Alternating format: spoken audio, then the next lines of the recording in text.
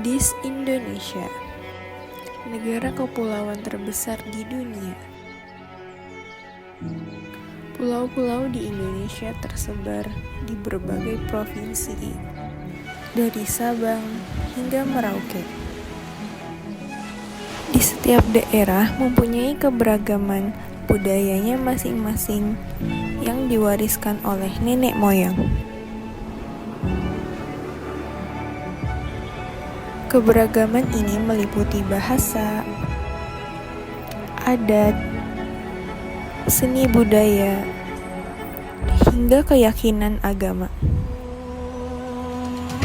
Tidak hanya di daratan, lautan Indonesia pun menyimpan kekayaan yang luar biasa.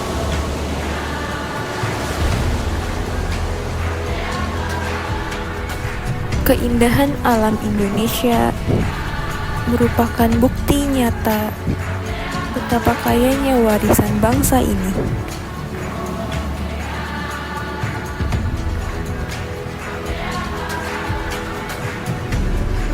Indonesia bukan hanya sekedar tempat,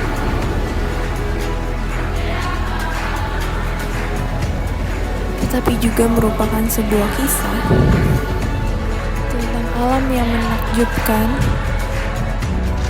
dan budaya yang tak ternilai. Meskipun berbeda suku, bahasa, hingga adat istiadat,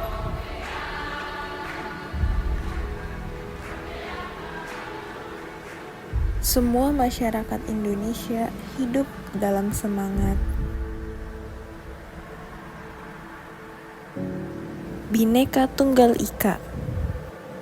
Berbeda-beda, tetapi tetap satu.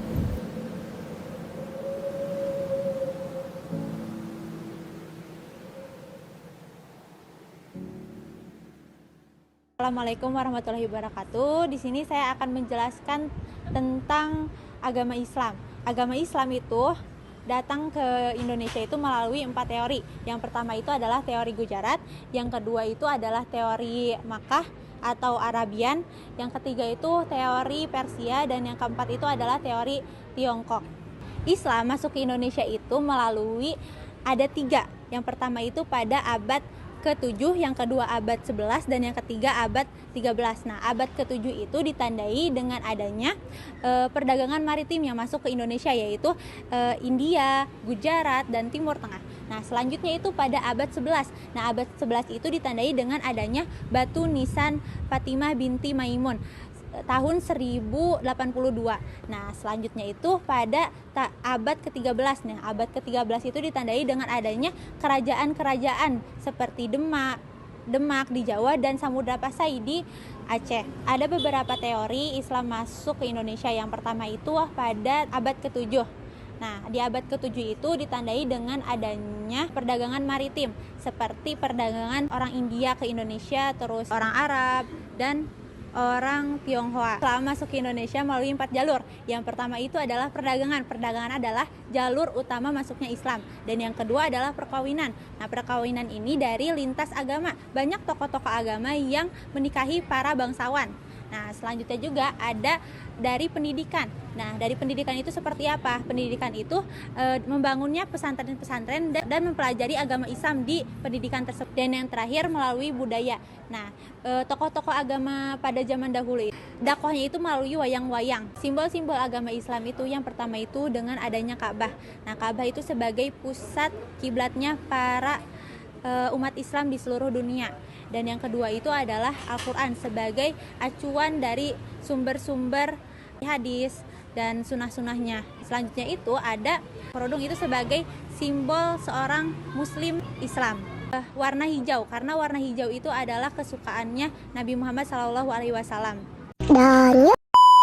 Di Indonesia agama Islam itu sudah menyebar luas di mana-mana, sehingga agama Islam menjadi mayoritas di Indonesia. Agama Konghucu berasal dari kata Rujiao yang berarti ajaran agama-agama orang yang memiliki hati yang lembut, terpelajar, dan berbudi luhur. Ajaran agama Konghucu ini disebut dengan ajaran Konfusianisme yang berpegang pada prinsip nilai-nilai kesetiaan, integritas, etika, kebenaran, dan kasih sayang. Ajaran Konfusianisme ini sebenarnya sudah ada di Indonesia pada abad ke-17. Kemudian pembentukannya di Indonesia itu dimulai ketika adanya pergerakan pembentukan suatu komunitas persatuan masyarakat Konghucu yang terjadi di Bandung pada tahun 1923. Namun pada saat itu agama Konghucu ini belum diresmikan di Indonesia. Nah, pada saat pemerintahan Presiden Gus Durlah, agama ini sudah mulai diresmikan di Indonesia. Walaupun agama ini sudah resmi di Indonesia,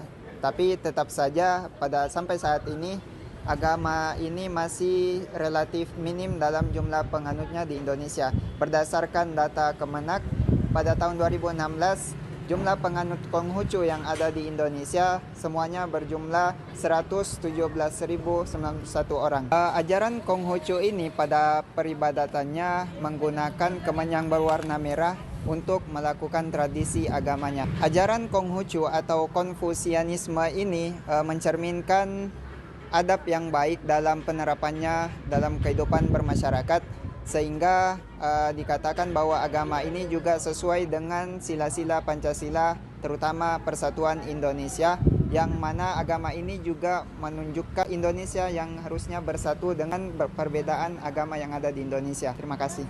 Agama Katolik. Masuknya agama Katolik ke Indonesia adalah karena kedatangan bangsa Portugis. Bangsa Portugis menjadi pelopor dalam membawa agama Katolik ke Nusantara pada abad ke-16. Mereka datang dengan misi 3G, yaitu Gold yang berarti emas, Glory yang berarti kejayaan, Gospel yang berarti Injil. Awalnya mereka hanya tertarik dengan rempah-rempah yang ada di wilayah Maluku.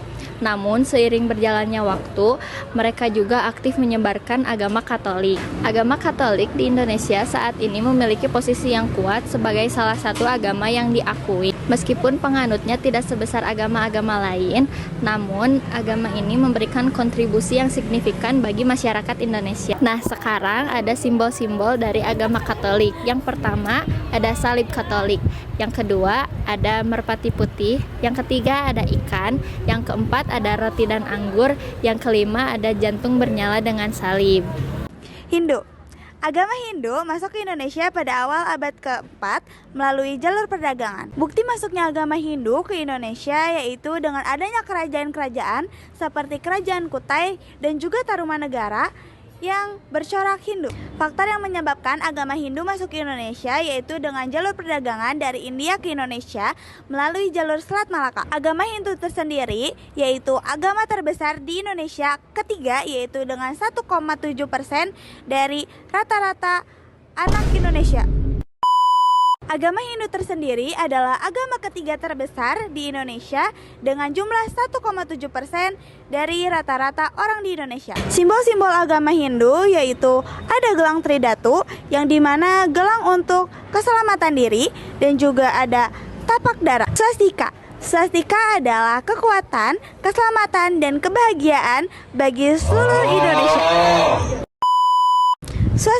Swastika adalah kekuatan, keselamatan, dan kebahagiaan untuk alam semesta untuk agama Hindu. Agama Buddha pertama kali dibawakan oleh Fahian pada awal Masehi melalui jalur perdagangan dan pelayaran. Sedangkan kerajaan Buddha yang berkembang di Indonesia adalah Kerajaan Sriwijaya pada abad ke-7. Bukti kejayaan agama Buddha di Indonesia adalah Candi Borobudur yang ada di Magelang sejak abad ke-8. Apa aja sih simbol-simbol agama Buddha itu? Agama Buddha meliputi seperti patung Bodhi, stupa, bunga teratai. Agama Kristen Protestan. Masuknya agama Kristen Protestan diawali dengan datangnya bangsa Belanda pada abad ke-17 melalui VOC. VOC membawa agama Protestan menjadi bagian dari kebijakan mereka setelah menguasai. Dan yuk, gue diajak dewan sama ini. VOC membawa agama Kristen Protestan sebagai bagian dari kebijakan yang sebelumnya mengambil alih wilayah dari kekuasaan Portugis. Agama Kristen Protestan di Indonesia saat ini masih menjadi agama minoritas dengan sekitar 10-12% dari total populasi Indonesia yang memeluk agama ini. Simbol utama dalam agama Kristen Protestan ini adalah salib yang melambangkan pengorbanan Yesus Kristus, dan mereka mengakui dua sakramen, yaitu pembaptisan dan perjamuan kudus. Bahasa, adat istiadat, hingga pakaian tradisional semuanya berbeda. Kesenian dalam bentuk kain tradisional juga menjadi simbol identitas budaya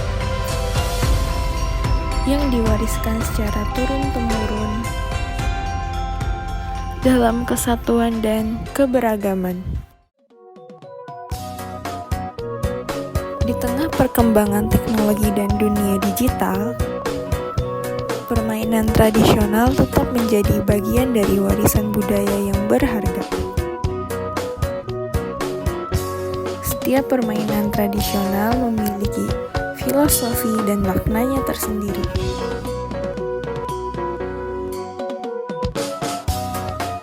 Ada yang melatih fisik,